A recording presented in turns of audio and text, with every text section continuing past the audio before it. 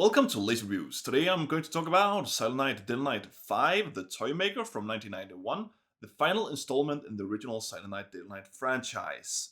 Now, I already made videos about the other films in the franchise. You can check them out if you haven't seen them already, or you can just watch the original movies if you want to.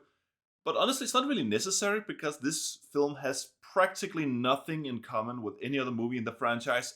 And when I say practically nothing, the only thing they actually have in common is that they take place during Christmas. And that's it. So without further ado, let's get started with this one. And if you see my other videos, well, you might think I have a lot to say, but you can just probably see by the running time of this video that there's not a whole lot to say about the toy maker. But I will start with the plot as usual. The movie opens up in this house. It seems to be Christmas time. There are Christmas decorations everywhere. It's night. It's late. This young kid walks into the room of his parents doing something, naked, stares at them a bit, then walks out, hears a doorbell ringing, sees that there is this mysterious package present for him left there, and is about to open it, only that then the father comes in, interrupts him, opens the package himself, sees this weird toy, accidentally activates it so that it smothers him, kills him. Yes, it's a weird scene, this small little ball thing that kills the father. That's how it so opens up. Fast forward a few weeks, it's getting closer and closer to Christmas Eve. The mother is, of course, grieving. The son is a bit distraught. But honestly, you don't know anything about the son because this is one of the worst child actors I've ever seen. Not in a frustrating way. He honestly looks like he's a bit dumb. Like he's a bit mentally disabled and have no idea what's going on. It does convey a few other emotions throughout the film, but he's really not a good actor, which is a problem when he's arguably the main actor of the movie. But we also have the mother. She's quite okay. The mother has a friend who has a teenage son. They come over. They help them out a bit, through this tough time. Losing your father should be probably more traumatic than it's seen in this video. He is traumatized. Well, of course he is. He saw his father die, and he sees a commercial for this toy that is from this store called Pizzo, I think. Or Pezzo, like Geppetto. Geppetto from Pinocchio. I think that's where they have the idea from. So this toy maker is called Petto. He's from this old toy store that nobody buys anything from anymore, but they still do because they want to be a bit loyal to him. Or at least they just want to show some respect for old established professions in their community. As they visit the store, they are greeted by Petto's teenage son, Pino, who is a bit weird. He's acting a bit, I don't know, just, again, is he a bit mentally disabled? Does he suffer from something?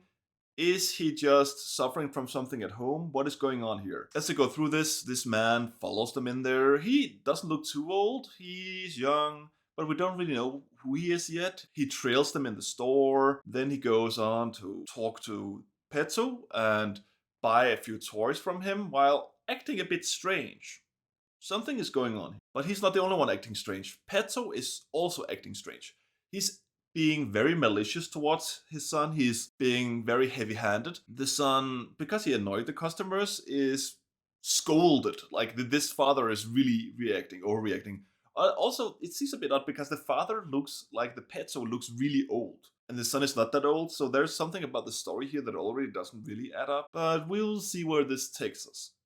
We then see this man take these toys home, where he starts dismantling them. Why? We're not really sure, but he's obviously investigating something. And as he's doing this, he's interrupted by his landlord. I think this is also where we learn that the name of this man is called Noah. And the landlord is demanding rent, so obviously this guy is not really doing that well if he hasn't paid his rent on time. He smooths things over with the landlord. He decides to give him a toy, this lava toy, which did remind me a bit of the carrion or the larvae from Silent Night, Deadly Night 4, the initiation, so there's a slight connection there, but not really. And as the landlord, now happy, drives home, the toy ends up entering his body in a really nice visual and coming out his eye, and it's really gross in a really cool way. I did like it. Actually, the same day I watched this movie, I watched Revenge, this short horror movie. It has a scene that is very reminiscent of this, that is very gross but very cool, and I just wanted to give a shout out to Revenge because that is a good film. I'm not going to make a video on it, but that's a very good short film. It's available on YouTube for free. Go and watch Revenge right now. It's good. Anyway, returning to Saturday Night Dead Night 5. What we then see is the next day, the mother trying to cheer up her son, and of course also having to do her Christmas duties, takes this kid, Derek, his name is Derek, to the mall or to the supermarket, and there they encounter Santa Claus. Actually is Noah in disguise, and Noah behaves a bit weird, strange towards the son, so they leave, go home. Back home, while they're away, Pino, the teenage son of Petto, the toy store owner, has infiltrated their house and is sneaking around doing these weird things. They discover that he broke in, they confront Petto about it, and he explains that actually Petto and Pino used to live in the house that this family now lives in, so that's why he still has a key from it, and that Pino is a bit weirded out by him no longer living there. Then they leave the toy store, and as they do that, Petto then proceeds to go to where Pino lives. And it's not a normal teenage room, no. It's a basement. It's a basement with a entrance that Pino can apparently lock from inside, making it impossible to go in. So this establishes there's something really wrong going on. And we shall soon find out what it is. Honestly, not too much happens for a long period of this movie. It was until the last 20-30 minutes, this movie is really, really boring. So I'll just skip a few plot points and get to the meat of it, because honestly, much of this doesn't really make sense. And this is also where I will spoil things. If you want to see the movie for yourself without having it spoiled, skip to the mark in the video where I say they're like no longer any spoilers, because now I will spoil. So that was what I will do now. So the next 30 minutes or so of the movie is them finding out that Noah is actually Derek's real father. You don't really understand what happened, but he got her pregnant and then joined the army. He was in the army, and that 6 years now have passed. Also, when Petto finally confronts Pino, they are getting into a ruffle, they are getting into this fight, and because again, Petto is very abusive, but of course Pino also did something he really shouldn't do. So he ends up pushing Pino down the staircase, seemingly killing him. This seems to trigger something in Petto. While Noah and the mother are working things over, they are not at her house. At her house, the house that Pino and Petto used to live in, Derek is now being watched over by a babysitter who is not really looking out for him. She invited her boyfriend over, and they're about to do it. As the babysitter's being naughty, Petto walks in, looks at them, gets this angry face, leaves some toys, and moves out again. And this is where the movie gets a bit interesting, because these are killer toys. They are very capable for their size. There are tanks, cannons that punches holes through walls. Well, small holes, but still holes. There are riflemen who also shoot. These rifles are powerful enough to leave holes in walls, but if they shoot people, like, it's not the same as being shot by a real gun, meaning that the people can take a lot of abuse without dying. There's also this small thing that has buzzsaws and all these things, and it's just a really bloody, really gory scene that's really cool and really terrifying at the same time. Definitely the best scene of the movie, but it does have a few more cards on its hand, and it actually gets really wacky. And while this is going on, Noah has apparently told the mother that he realized something was wrong with Petto, that Petto has previously been in trouble for harming children, that Petto lost his family, his wife and son, in a car accident, and that ever since then, Petto has been a mean man, his store has been failing, and it's likely that he has this feeling that if he can't be happy, nobody can be happy. And that's why he's designing these toys that harm people, that these toys, these monstrous toys that are really hurtful. Well, that kill.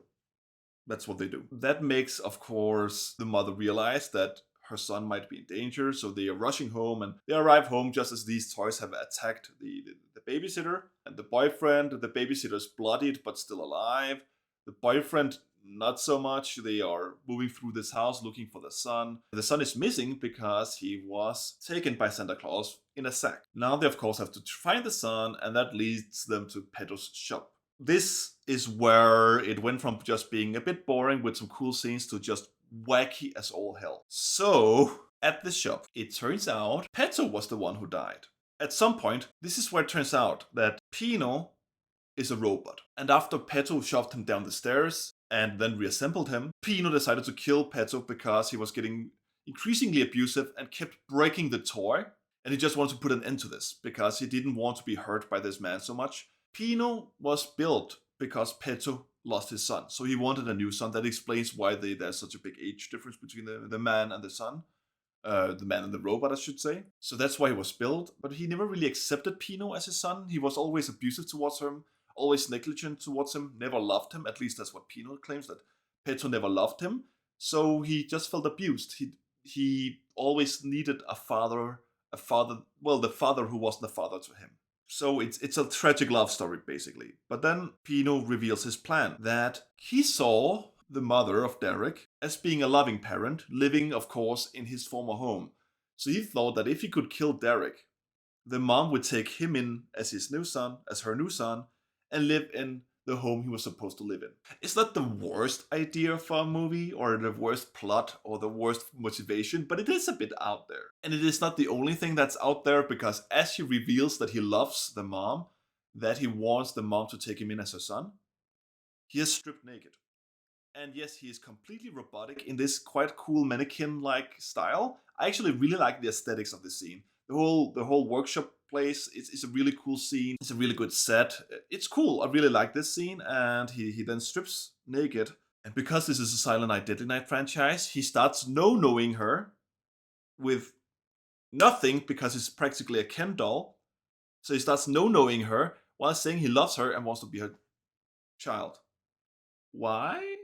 Like, this is something you could see someone emulate if this is how they saw their parents love each other. Like, if parents were abusive, but then they loved each other when they were making love, and you can explain that in a movie, but this is not explained here. It's just so weird. I think this is just to make it even more disturbing than it already is. It's a very disturbing scene, to be honest, but also in a laughable way, because it's so forced and it makes no sense. Then he goes on trying to kill the son. Noah comes in to help, and well, they kill or destroy the robot, leaving the workshop to form a new family.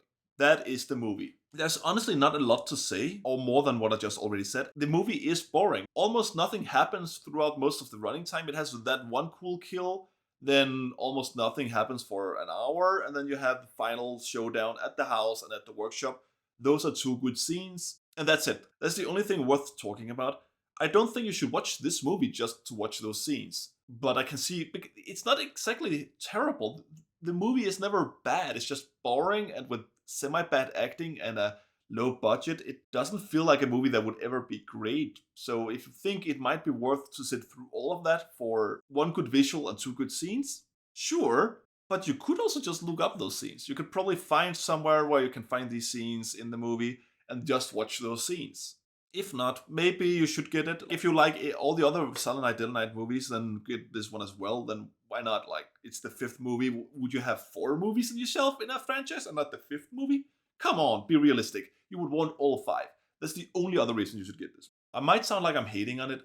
No, I just didn't like it that much. I think it had more enjoyment value and it was more competent than the 3rd film. The sound design is also very bad. It is the sound design you could expect from these movies. You know, royalty-free music, royalty-free or at least cheap sound effects, music cues that these low-budget movies are always filled with, and it's just not really used in any exciting way. It's just not good. The sound design, I mean. Honestly, I was just not really sold on this film. But this is a short one. I really don't have much more to say about this movie. So, you know, I think it's no longer Christmas. Unfortunately, I didn't make it in time for Christmas. You might still have some holiday spirit left, or if you're Orthodox, well, there's still Christmas to be had. So this is for all my Orthodox viewers out there. For those of you, if there are any who don't celebrate Christmas, then, well, happy holiday, happy end of the year, happy beginning of the new year. Bye, have a nice time.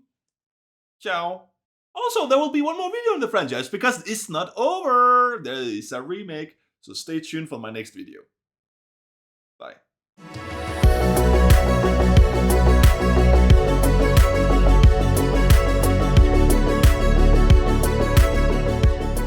And this is when the movie starts getting a bit interesting, because we have these toys.